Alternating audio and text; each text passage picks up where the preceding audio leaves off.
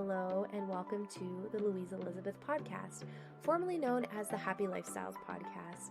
Head over to episode 35 if you would love to learn more about the rebrand.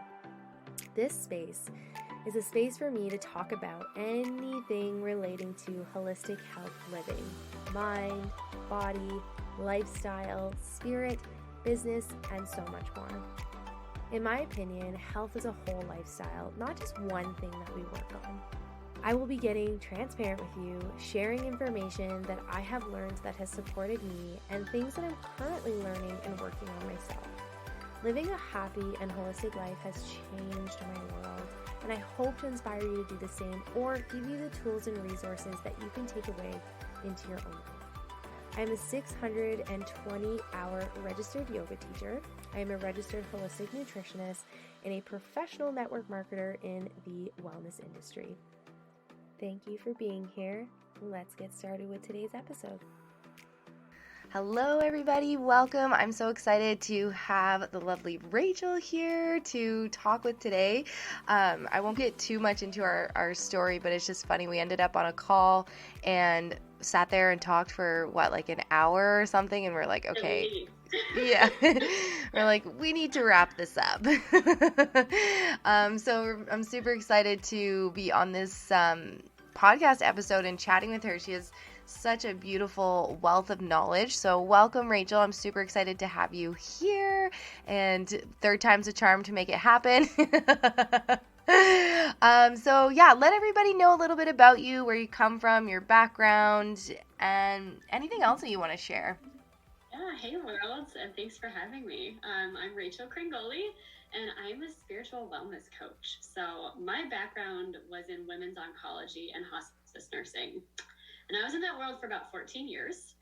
And just seeing so many similar stories of women who socially, they had very similar situations within, the relationships they were in, caring for everybody else, not pursuing their own dreams, having really big loss in their lives. And I just kept seeing the same diagnosis with the same stories. And it was something I couldn't ignore. And then on a personal note, I was going through something in my own life and I started to see my health change. And I'm like, oh my gosh, I'm becoming my patient. Something's got to change here. And it's just naturally evolved into becoming a coach and helping women.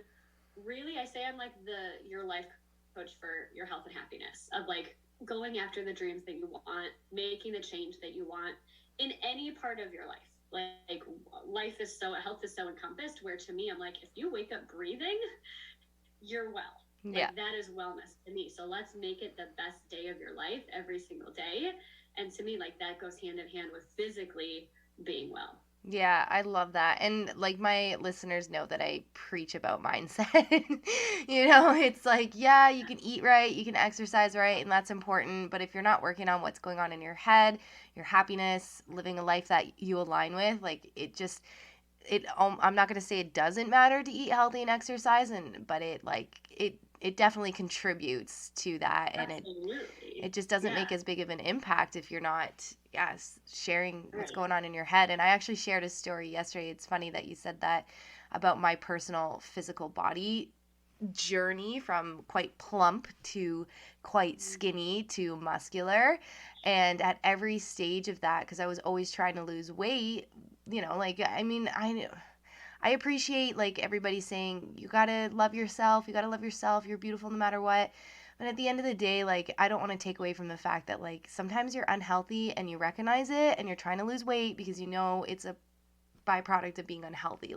That's okay to say too, And anyway, so I was just trying to lose weight, couldn't figure it out, couldn't pinpoint what it was. And so I did lose weight. I lost a lot of weight, and then I put on muscle, and I just every stage of that journey mentally, I hadn't worked on what was going on in my head. So I still had the same insecurities at every stage of that journey. And it just showed up in a different way, when I was plumper, I didn't feel comfortable in my skin. I didn't feel pretty. When I was skinny, I felt really skinny and it made me uncomfortable and people made comments. And then when I got muscles, I was like, I look like a boy. The insecurities with myself were still there. They just showed up as a different narrative. So I love that. And I love that you had 14 years. I didn't realize 14 years. And you just saw what was going around you and you couldn't ignore it. I have a lot of friends that have worked in like traditional modern medicine settings, and same thing. After years, they were just like, I cannot ignore this gap in Right, supporting people. Yeah. right. And I think at least where I live, I'm very grateful where I live that we have a health system that it's actually really going into integrative and holistic and doing mind body connection and having aromatherapy and like they're catching. It's not even that they're catching on. This has been really going on for 20 years.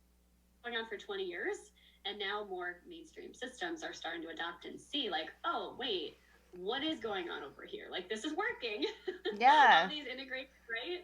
Right? I'm like, integrative is really like traditional medicine when you go back to it. It's not integrative at all.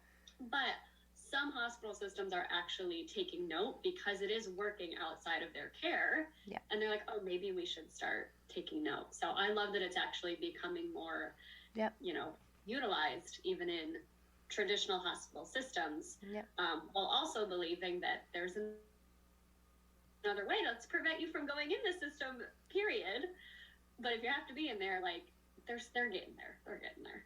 Yeah, I agree. And but then there's like other places. Like I was talking to a woman who lives in Ontario, so East Coast Canada, and the doctors there have like fought for like homeopathic medicine, and like you can't prescribe any homeopathic medicine there. And I'm just like, really? What? Why? What? Like it's just so wild to see. But I do agree there's more and more, and like I think a lot more of the younger generation too, I didn't know what a homeopathic doctor was, or a naturopathic doctor was, sorry. Like 5 years ago. I had no idea what it was.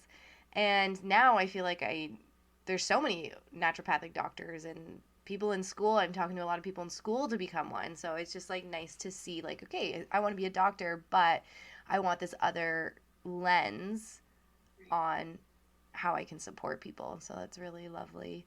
Yeah, Uh, yeah. I think it goes to like the root health and exactly what you're talking about with the weights. And I know even for me, like I've always been the skinny girl, but there was thoughts associated with that too. mhm. So it's like there's always a root issue, and that's where I think the systems need to go, and some are. But like, let's look at right, like, why are you even here in the first place? Like, what got you here? If someone comes in and their blood sugar is, crazy for hundreds, their A1C is like 17, you're like, okay, but this could have been caught. Like, clearly we've been testing their blood sugars. Like, what are they thinking? Is diabetes just prevalent in their family and they think, well, this is just how it is? What's the point? Like, do they really not understand? They don't believe that 30 minutes a day walking can help. Like, to me, it's like you always have to peel back those layers. And even for us and what we were talking with weight, growing up being a skinny girl and hearing the comments of like, oh, you just need to eat all the cheeseburgers. I'm going to buy you a cheeseburger. And it was like, either way you're shamed. Yeah. And then growing, and same thing with being muscular, growing up. And when you start to put muscle on, for me, my mindset was like, oh crap, I'm gaining weight. Like I got praised for being the skinny girl, right? Yeah. Even though it wasn't necessarily healthy. My BMI was always under, the range. And it can go either way. And let's look at like, okay, what's preventing me from actually working out and being healthy and having these muscles on me? Oh, it's because I was always praised and I thought it was a good thing. Right? Yeah. Oh, right, you're healthy if you're skinny. Yeah. But no, you certainly can be a fat skinny. Yeah. And that's like,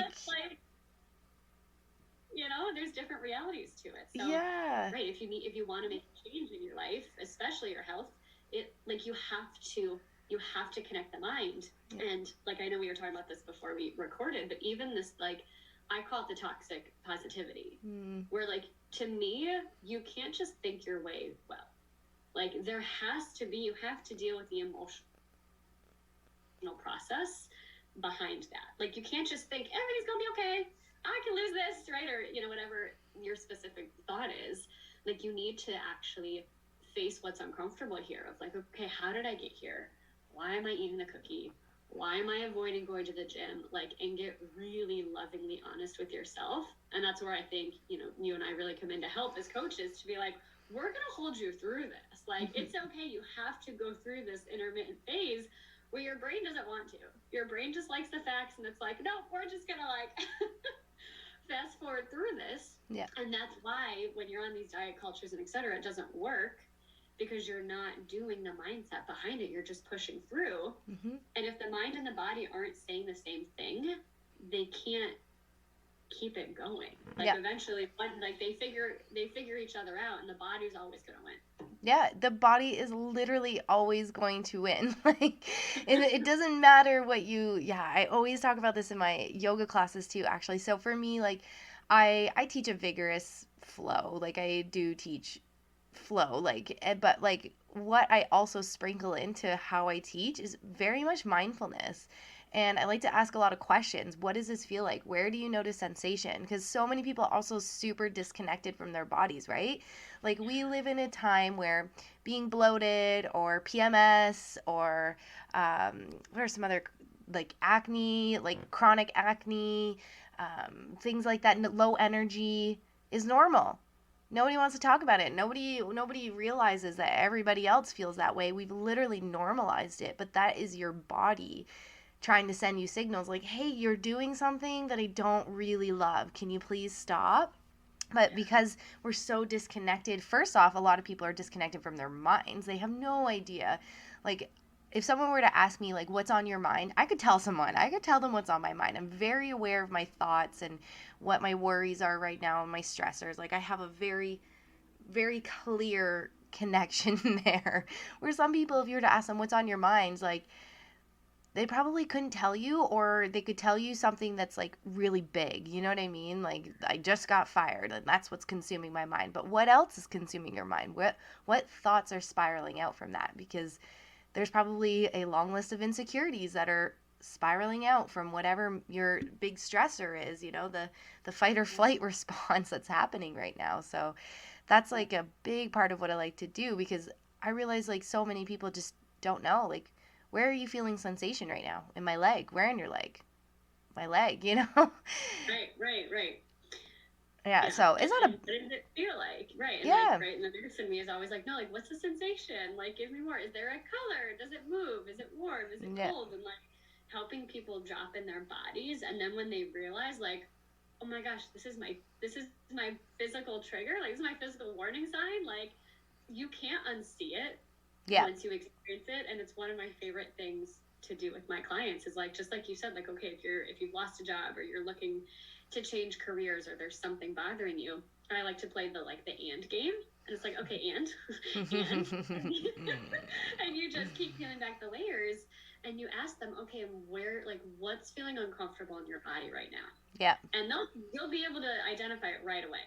Yeah. When you really, like, when you go into your shit and your crap and like what you're not happy with right now, you're going to sense really quick, oh my gosh, I have a lump in my throat. Mm-hmm. My belly's on fire. I just want to shake out and run.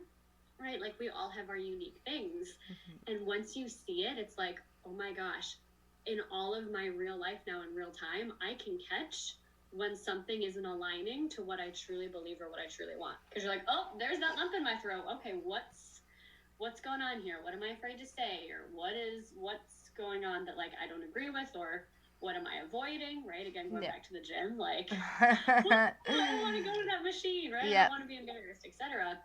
But learning, like, your signals, it's everything. Yeah, totally. My signals are, if someone pokes at my core values, it's the fiery cheeks. Like, it's almost like I could just, like, feel like a fire wave come up from my tummy, and then I feel my cheeks go hot, and that's where I'm like, this is the time, Louise, to say nothing. Like, when that happens, I know that it's a bad idea to talk.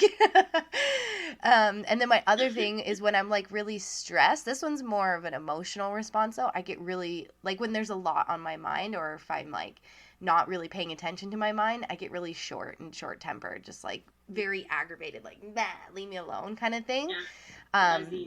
Yeah, mm-hmm. That one's more in my head. Well, not my head, but that one's more of an emotional response. But when I feel that fire in my cheeks, I just know. I know that like, Leo, fiery, 21-year-old Louise is still in there and I have to keep her in or I might regret things that come out of my mouth. Oh, totally, totally. Yeah, I'm definitely like the open throat. So yeah, I have no problem saying what's on my mind. And mine is actually, I get the fire right in my solar plexus, right in my belly. It gets real hot, and I'm like, okay, something I don't like it here, and I know I either have to step away, or right, just kind of like take it in, but I don't need to like stick my neck out or Yeah. say something. Yeah. Yeah. Yeah. I have to like go for a walk and then I can express Yeah. myself because I express myself like too much, I would say sometimes. Sometimes I talk and I'm like, ooh, Louise, you should have kept that one in. Like was that, yeah, like what was the intention behind that? That's a big one I always have to check in of like, okay, what's my intention here? Is this for me? Is this for them? Like, Yeah. yeah. That's a It's good just for me, question. like, yeah. I like that. Is this for me or is this for them? And sometimes I think it's for them, and a lot of times it's for them, and it's in my weird way of coming from a place of love. I'm so transparent that it's just Mhm. like, oh, Louise, not everybody responds to that. Like, I appreciate it when someone just tells me straight up. I'm like, cool, yeah. But I know that that's not for everybody's personality. Yeah. Are you, not to totally digress, are you a projector? Did we talk about human um, design? What's your human design? I think is projector the one that I take energy from other people? I think I am a projector. Yeah, and you need to like projectors wait for invitations, Yeah. like to respond. It's like, oh, I have to like be invited to this. Yeah. Yeah, yeah, Yeah, yeah. okay. Because Yeah. that sounded very projector when you were like, oh, like, But I was like, like oh, I yeah. don't know too much about human design, but I did listen to a podcast and I remember them saying like um I do pick up on other people's things, and that is just like intuitively I've always had that. Like if there's something weird happening, I feel it. Like I really feel it. And sometimes I'm like, why am I so uncomfortable right now? And then I like have to do like a survey of the room or who's there or like yeah, and then I'm like, oh, Yeah. okay, that kind of makes sense. So that's a practice for me to put that barrier up of not picking that up, but yeah, sometimes I'm just like I feel uncomfortable and I'm like I have no idea why I feel uncomfortable right now and I just know it's got to be somebody around me. Yeah, absolutely. Yeah. Absolutely. Yeah, yeah. I don't know a lot about projectors, but I do know that I work well in small bouts of work, like 3-4 hours, get her Three, four, done, yep, and I can yep. get more done in 3 to 4 hours than Classic. Yeah. yeah. And like more focused on like one person at a time or one thing at a time. Like multitasking is not great. Yeah. Hold That's it. why I Yeah. make lists everywhere. I just have lists of things to do, and then I just like look at my list and do that thing, and then after 30 minutes, I do the next thing or whatever it is. So good. And it's just like, this is why it's so fun of like, even when we talk about mind body connection, there's so many different parts of your personality and the energy, like literally the energy within us that helps guide how we do things, how much rest we need, right? Why some people like you and I can just say the thing and other people are like, oh, I would never, Yeah, right? Like yeah, little personality traits. So it's like, there's like, it's your spiritual design is how yeah, I see. yeah. And you know the thing too is like this is I remember when I did my 200-hour teacher training, which was almost 8 years ago. I remember being in that room, and that was the first time I had actually like sat down and contemplated being a human, right? Because they talk about the different sutras and like the different aspects of mindfulness, the koshas or the I forget all the Sanskrit names, but like our tendency as humans, what we do, kind of our like I don't want to say bad, but like bad qualities for lack of better description, greed, like things like this. And I'm like, I remember sitting there and being like, oh, wow, I feel so not alone anymore. Wow, okay, I'm a human. Okay, like humans do this. There's nothing wrong with me. I just like, I haven't actually like sat and dealt or talked about these things. That was like the first time I really immersed myself in it. Um, and it was just like a little snippet because for me it was more like the physical part that I really resonated with in that 200 hour, but that was like the gateway to reading books around about my mind, like actually being curious about how humans think, being curious about how I respond to things. And it's just been like a upward spiral. I was gonna say downward spiral, but I think upward spiral. Yeah, upward emotion of like, woo, love the DNA. Yeah. So, and I mean, like, I still am a human and I do human things, like, totally to not talk about Chris Rock and Will Smith, but I'm gonna do it. Everybody freaking out. I'm like, guys, they're human. It, like, so many people are like, it must be staged. That was too crazy. It must be staged. Or, oh, shame on Chris for making that joke. Or shame on Will Smith for smacking Chris. And it's like, guys, they're human. Just because they're celebrities doesn't mean they all of a sudden get some sort of exemption on being human and having human moments. Chris Rock probably did say something a little offside. That's what comedians do. Something, Will Smith, like, if you look at his, I haven't read his book, but I've heard it's quite, like, I don't want to say dark, but he's got some stuff in the closet, right? And he puts it out on this book. Like, he probably just hit his tipping point. His wife had cheated on him. She's going through this disease, which I can only imagine what it's like to lose your hair. I love my hair. And for whatever reason, just something snapped and he went up and smacked Chris. Like, can we just accept that they're humans and they had a human like moment? Yeah. Well, and I always think it's interesting, like, how people respond to it, too, right? Because Yeah. I definitely have my own opinions about what happened. But seeing the energy of people and, like, what side they're on and, like, no, I'm on this side or I'm on this side. And just, like, how our minds even work to think, like, why are you thinking that? Yeah. Why are you thinking this? Like, what life experience has even brought you here to this opinion? Like, how are you feeling when you're reacting and responding to this? Like, to me, like, there's just, again, there's so many layers of, like, yeah, this can happen, but how are you responding? Like, is it really pissing you off when you're texting all your friends? Yeah. Or are you like, oh, these actors, all right, here they go, they can just do whatever. Like, Yeah. feeling the difference between, like, getting involved in the drama and just, like, kind of like you said, like, oh, here's some humans being humans. Okay, yeah. I'm moving on with my day. Yeah. I find that so interesting. Well, I find it hilarious that people are all up in arms, and then, like, even just what you said, I'm on this side or this side. This is might be the perfect leeway into talking about some pandemic mindset things that we'd mentioned before we recorded, because we've literally just hit this point in society where you're either pro or anti, you're science or not science, you're Will Smith or Chris Rock. Like, it's just, like, so wild that people are just so polarized, and that is, like, even that response where people are like, I'm team Chris because of this, I'm team Will. Like, the fact that people are asking what team are you on should just show that, like, this is literally where we're at as a society. It's either you're on this team or this team, and that's the question we're asking, not like, hey, what do you guys think about what happened, and hearing somewhere in the middle. Like, Chris Rock maybe did say an offside joke, but, like, whatever, that's what comedians do.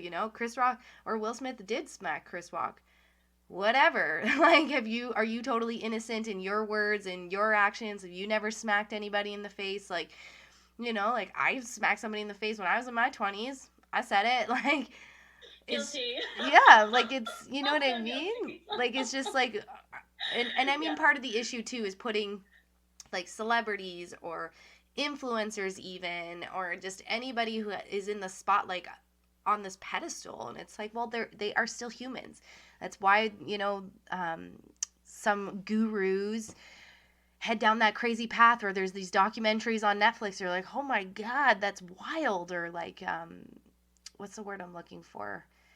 Cults, where someone just, like, they just put this person on a pedestal, and then it gets to this point where you've literally in your mind have created this idea that this person is just whatever. Like, even royalty, oh my god, the king and queen, they're just people. They're literally just people with a label. So yeah, I think it's so wild that we've hit this point where you can't be in the middle of anything anymore. It's right. It's like we're afraid to be curious, because if you're curious, it makes it seem like you don't know what you're talking about. And we all just want to be the expert, and we all just want to know. Yeah. Like, we want to be seen as, like, oh, we're all knowing. Rather than, no, literally the point of being a human is to learn, is to, like, get your hands in all the things, and, like, you're not going to know everything. And right, we're in this place of, if you ask a question, I think there's this fear of the repercussion of, like, right, I'm going to be boxed in a side. And I think it takes a lot of courage right now to ask questions about anything, to say, hey, yeah, I'm really curious about this. Yep. Or I want to try this. Or what do you think? Just like you said, like, people aren't saying, like, oh, what do you think about this? They're like, oh, did you see? Yeah. that You know? that Right. that Being curious. yeah, and then they make the comment, "Oh, that person is so this." And then you're sitting there like, "Oh shit, like what if I disagree with them, you know? What's going to happen?" Right, right. And I think allowing yourself to be able to disagree with someone peacefully. I think coming out of the pandemic and being more in person again, right? It's like, oh wait, like right, we are just humans. Yeah. And how are we sharing this energy? Like we've gotten so used to being in our own space where when you're by yourself, right, you can think and do and say whatever. Yeah. Like and now that we're around other people, it's like, oh wait, they like we all get to do that. And how like knowing yourself, knowing what you think about things, being curious, well, why does someone see it this way, instead of, oh, if they see it differently, they're wrong. Like I Yeah. think we need to go back to this place within ourselves to be curious too, of like, what do I think, what do I want, Mm-hmm. right? Like now that I can do all these things, like, and let's be really honest about the things that maybe haven't gone so well since we've come out, Mm-hmm.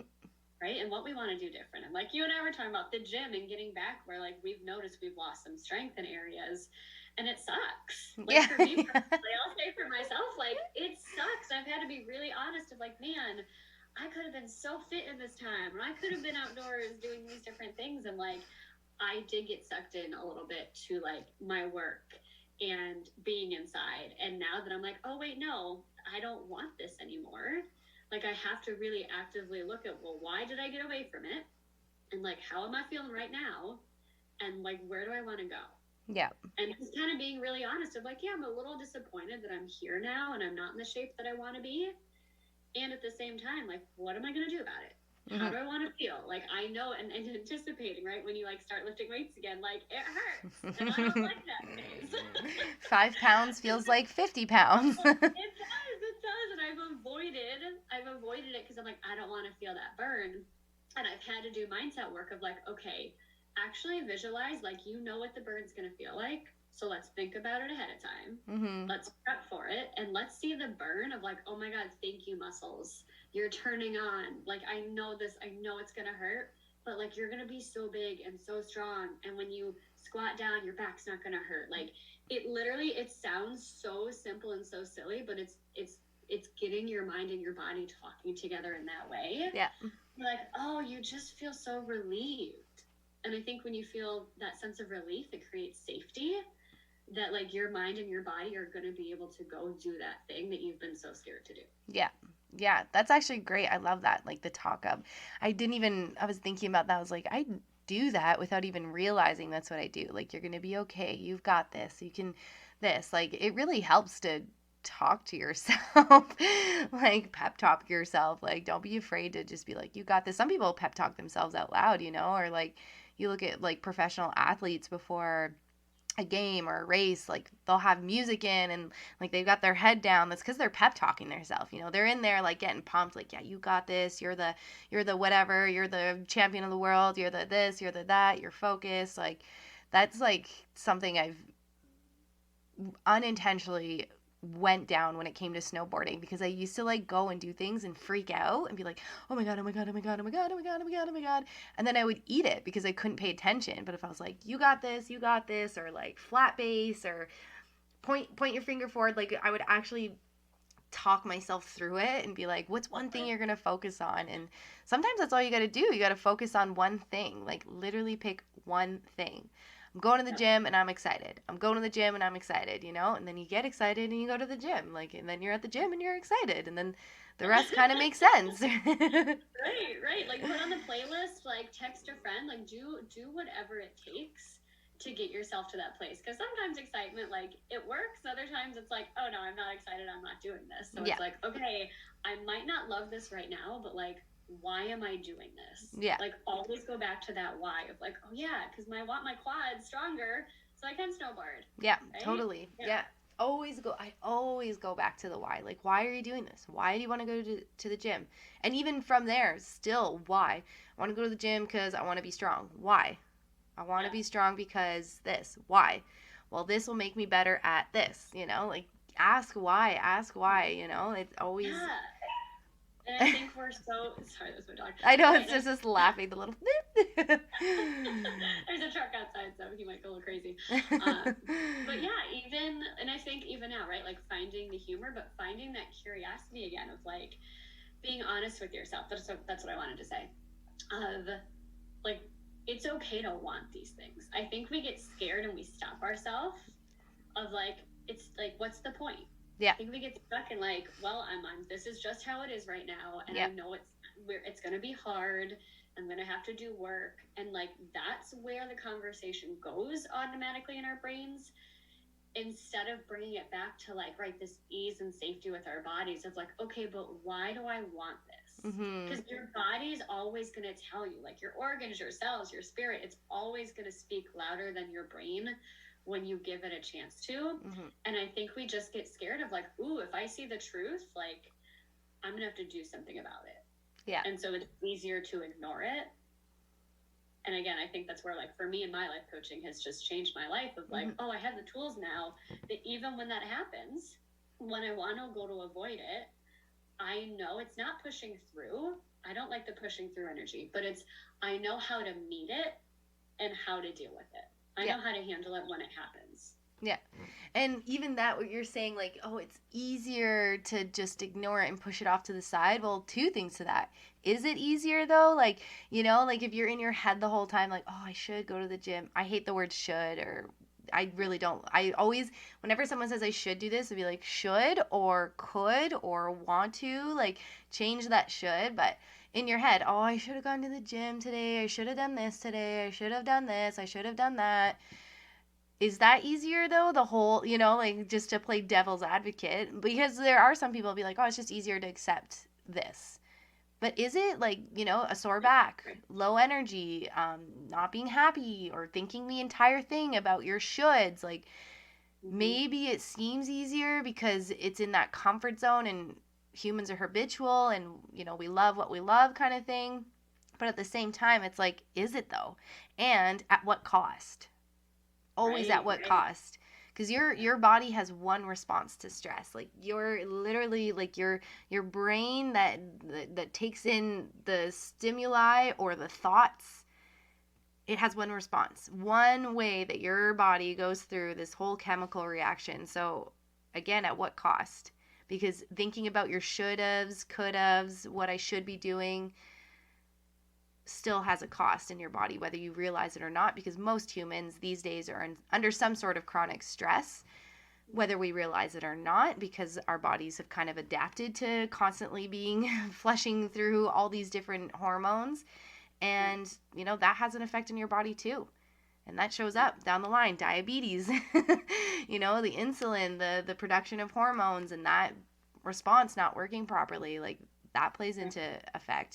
So right. it's always at what cost is my thing. I'm like, Yeah, yeah. And even tying into that, like I kind of see it as like cellularly, you're not gonna be able to flush the toxins out if you don't get rid of like the physical toxins around you. And yeah, that's right, like the boss that just doesn't respect your opinion, like right, dreading going into work or not being able to communicate to your partner, having, not loving the body that you're in, feeling out of shape. Like it's literally those things until you change some of those, like you're not gonna be able to change the inside. yeah, But it starts with your mind. Like when I say the inside, like your physical cellular body, yeah, which yeah, going yeah, wise, right? But changing the external things, like it always comes back to your thoughts. yep. It's like, oh, am I really thinking about this? What am I thinking? I think that's the theme here. Of like, what do I think about this? What do I think? Ask Yeah. yourself today. Like, ask yourself today, friends. Like, oh, what do I think about this? Yeah. What do And I? well, yeah, and what do I think and how I feel? But then there's also that balance. Like I recognize not everybody can just quit their job. You might Right, hate your right, job, you might hate your boss. That's fine. What can you do to support yourself so that you're not letting that overpower you? You're not letting it right, overpower your thoughts. And maybe that means having a long-term vision of one day quitting your job. And you know that, and that's where your vision goes, and that gives you the mindset and the focus to get out of, oh, I hate my job. Oh, my boss is such a jerk. Ugh, ugh, mm-hmm, it's okay. This is actually the vehicle that I can use right now to get me to where I want to go, and use right, it and change. You can change your mind around it. I'm not saying you need to all of a sudden try and love a job that you hate, or your boss who's an ass. it's just going to stop being an ass because you've made up your mind about it. But you can definitely support yourself in not letting that consume you and using that fuel to change your situation. Absolutely. Absolutely right. Because you can't change your boss. Like, your boss is your boss, it is who it is. But if you're going into the situation every day thinking, like, this is terrible, he's an asshole, I can't do anything about this, Yeah. the actions that you take are going to reflect that. And Yeah. your physical body is going to reflect that. Yeah. So even just seeing, like, right, what do I have control over here? Yeah. Right? Noticing your physical symptoms of when you're in the room with him, how are you feeling? Right? Yeah. Like, let's manage even that physical sensation so that when you're around him or her, it's not, you know, it could be either. But when you're around this person, like, knowing your own signals to say, oh, all right, I know that this is coming up and here's what I'm going to do instead. Yeah. Like, giving you the power back instead of it always being about somebody else. Like, yeah. It might be a total jerk. What are you going to do about it? Yeah. What are you going to do about it? Like, it's true. It's true. They're terrible. They're not nice. Like, that's a fact. Cool. Like, and I think when we train our brain to see that the world too, they're like, yes, this is a fact. Mm-hmm. We can categorize it. Your brain then goes, oh, so what can I do about it? Yeah, totally. It's the littlest thing, but it's huge. Yeah, totally. And like, if you're always just thinking about how much of a dick your boss is, you don't have the space in your mind to actually think about what you're going to do about it. So if you're just anchoring on my boss is an ass, my boss is an ass, my boss is an ass, your brain can't do 10 things at once. Like, that literally has been proven. Your brain's doing all these other things without you consciously knowing, but consciously you can only focus on the one thing at once effectively. So if you're only thinking about your boss and how much of a dick they are, then you're not going to be able to think about, what can I do about this? Maybe that's filing a complaint, official complaint, you know, or looking for another job, or how to not let it affect you, or just, you know, it's just, yeah. Our brains are so cool, and the way they work and function is very neat. I really see it. I mean, they're an organ. Your brain is an organ, and I think we just give it this such power of like, oh, it's the leader, and I'm like, but it's not. Like, you have all these other organs, and they all work together, and your brain is just another organ. You just have to understand how it works. Yes. How it fits in the system, but it's not this like, you know, central operating thing. Like, you can have zero brain activity and your body's still fluctuating. Yeah, totally. Me, I'm like, this is like the key where like life does not happen in the brain, my friend. No. You can break that and your body is still going to function. Like, life and health happens within your body. Yeah. And it's all connected. It is all connected. Oh, I love that. And yeah, the brain is so fascinating. The human body is fascinating. Like, yeah. And if you guys don't think that your brain and your body is that connected, like, sit where you're at right now and tell yourself to blink. And how fast are you blinking? You know, like, that is how connected your body is. You don't need to actually say blink in your mind. You just blink. You know, that's how quick it is. So you can imagine how quick it is on other ends too, and how much information your organs send to your brain too, right? Like, the whole, you jump out of the way of a car before you even register that a car is about to hit you, because your body just took that in, like, whoa, sent that signal to your brain, and you jumped. And you're like, okay, wow, I almost got hit by a car. Yeah, and I like to think of that too, like, it's such a good example, because I talk about deer in nature, where like they might not be able to see the predator, but like there's a sense that they know, and they just go. Yeah. And like, we have the same innate energy to react, and like, this happens out in nature, and we see it all the time, right? Like, that nature just works perfectly in unison, where even as like leaves fall, like the trees reblossom and trees communicate, and like, why would we think that we are any different? Mm. Why would we think that for some reason, like, life's not going to work out for us? Mm-hmm. Yeah. We just like sit back and just like look at how everything works in nature. Like, it works without us here. Yeah. We're just like the extra beings that get to be here along with it. But like, to me, we're the addition to this earth. Like, if earth wasn't here, it would flourish, it would grow. Like, it doesn't need us. Yeah.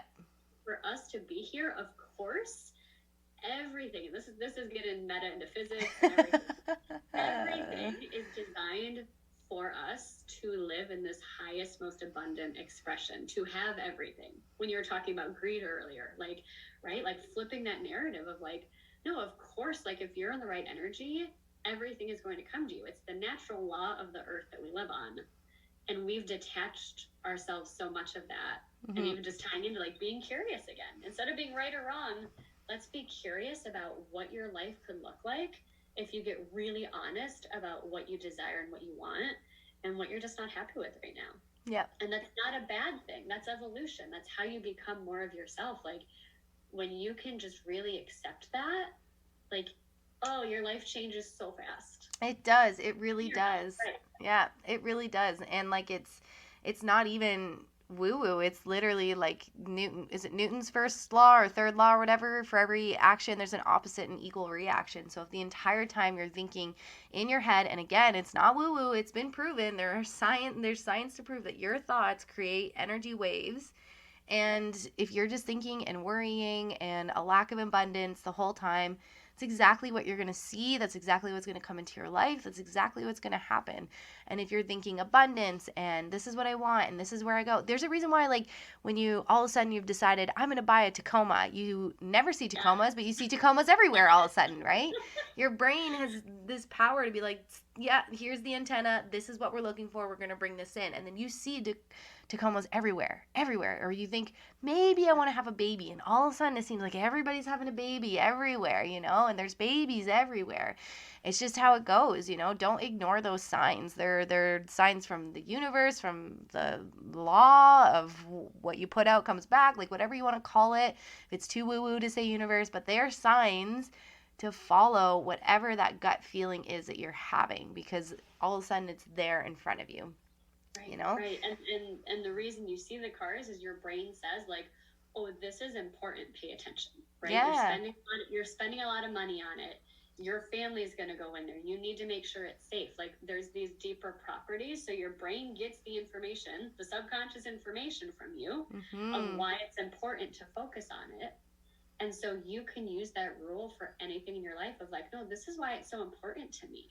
This is why it's so important to like find a person that's going to be my person that I marry. This is why it's so important to me to do this work. This is why it's so important to move my body. Like that why is going to connect from your body to your brain out into the world so you see it more. Yeah. And at first it's super uncomfortable because you're not used to receiving it. And I think sometimes when we actually get what we desire, we can push it away because we're not used to it. Yeah. And just even softening into that receiving energy. I do that a lot with my clients of like, yeah, it's coming to you because you are now living in this energy. Yeah. Where, right, you're seeking the thing that you want. You're actually doing things that help you get there. So, of course, it's going to come to you. Like, receive it in. That's the most natural thing in the world, and yet it feels so unnatural for us because we're too much in our brains. We're too much in our brains. We also live in we could go down, this is another 40-minute conversation to have about, society's also painted a picture of what life needs to look like. You need to go to school, or at least modern Western society. You need to go to school. You need to go to university. You need to buy a house. You need to have a baby. You need to be in debt for the rest of your life and work this job till you're 60, 70 years old. And once your pension seems reasonable enough, if it seems reasonable enough, to help you survive beyond when you retire, It's just like, so it's hard sometimes to be like, to pull away from that picture of success that society has painted. Yeah, you have to question it. I think you very much have to be aware of it and question it. And I think very much as a society, we are going into this era, and I think we're going to see it a lot more in the next 7 years. And this is where life's going to go, where we are much more we live life from our own authority. Mm-hmm. Where we make decisions that are best for us instead of best for the collective. Yeah. But in turn, when we actually choose what's best for us, we actually help the collective. It's so true. And I think for so long it is it's been about, well, what can I do for my neighbor? Or right, you put in the time and you put in the work and then you're rewarded. And we see that's just not where society is anymore. You don't have to work the same job and work up the corporate ladder, right? And there's different investments, all these different ways to make money and to survive and thrive. And I see it too as the meat packing industry, right? Instead of like going to the grocery store and buying meat, you're going to buy it from like your local farmer. You're going to buy a cow or a sheep and you're going to have your meat that way. Mm-hmm. So I don't see it as this selfish, like it's all about me energy, but it's like personal, individual energy, Yeah. rather than like collective. Yeah. We could go down a wormhole. That is another, yeah. I could talk about that. Again, something else that I preach to everybody is like self-care and taking care of yourself, because at the end of the day, like kids or animals, parents, the only person who's there from day one to the last day is you. You are the only person. So why wouldn't you take care of yourself first? Why wouldn't you make sure that you're happy? And yeah, that will have a rippling effect in the community. It doesn't always have to be about the community. And taking care of yourself makes it about the community, right? Because if everybody takes care of themselves and everybody's emotionally intelligent and are in their heads and they understand their minds, not like in their heads, but they understand their minds, they're happy, they're content, when they have a human day where they're actually angry or upset or sad, it doesn't get projected onto other people because they just realize that's a them thing. How does that not serve the community, right? If everybody were relatively self-intelligent with themselves and aware of their tendencies and the things that they're not perfect with, because there's no such thing as a perfect human, it just sets you up for better relationships in your life, to be a better friend, to be a better person. Like, it just really makes a difference. So I don't see how you could argue otherwise, that taking care of yourself takes care of the community, Yeah, and imagine being, right, like I always think of family, like imagine being in the family and like you're not the caretaker emotionally for everyone. Like you don't have to filter yourself because you're worried, oh, how is someone else going to react? Yeah. Because everyone really is in touch with their own emotions so well, like that dialogue becomes easier and like, right, like we're all just happier. So truly, like if you want to change in your life or you're not happy with something outside of you, like it starts with you. Yeah. And then the natural ripple effect, like you're going to see people just become even more of themselves. Yeah. That's been like the biggest gift I've seen, is like the more I embrace who I am, everyone in my family, like they've tapped into their own spiritual gifts, and like the conversations we've had, and like, I get emotional, like we've become so much stronger, even because I had the courage 5 years ago after like a terrible breakup to like look at my life and be like, what am I doing? And work on myself. And everyone around me naturally has done that too. And it's like nothing I ever imagined. Like I was all about me, of like, I got to take care of my shit. Like what is happening? And I was selfish with my energy of taking care of me. But I figured out who I was and what I thought about things, like what I cared about, what was important to me, what I wanted to do in the world. That naturally people saw that change in me and they were like, whoa, what is she doing? Because it was such a stark change of who I was. And people just naturally took note. So imagine, like, I just say this to everyone listening, like, imagine if that is you. If you are the one who can start this ripple effect for the life that you want, like, oh, what a beautiful gift. Like, what a beautiful gift. I agree. Yeah. I love that. That is the perfect way to end that. So, Rachel, tell everybody where they can find you if they'd love to learn more about you or connect or reach out or any of that fun stuff. Yes, Instagram is my playground. You can find me at Soul Be Well. My company is Soul Be. It's Stop Overthinking Your Life and Be Yourself. I have a Facebook group, which is Spiritually Wise Women. No topic is off limits there. Come as you are. Come with your big, audacious, bold dreams. Come with the aches on your heart. And it's a place just with amazing community support and have a lot of fun. So awesome. You can message me there. Any slide of my DMs. I love to chat. Yeah. Awesome. And I have a link tree as well with my link tree. My link tree is Soul, SOUL, Be Well. Awesome. I will put that all in the show notes at the end where they can kind of click and come find you. So thank you, Rachel. I'm so excited that we got to do this. Thank you, everybody, for listening. I hope you gained some sort of value today, and have a beautiful day wherever you are in the world. Bye. Bye. Thank you for listening, tuning in. I hope you gained some sort of value.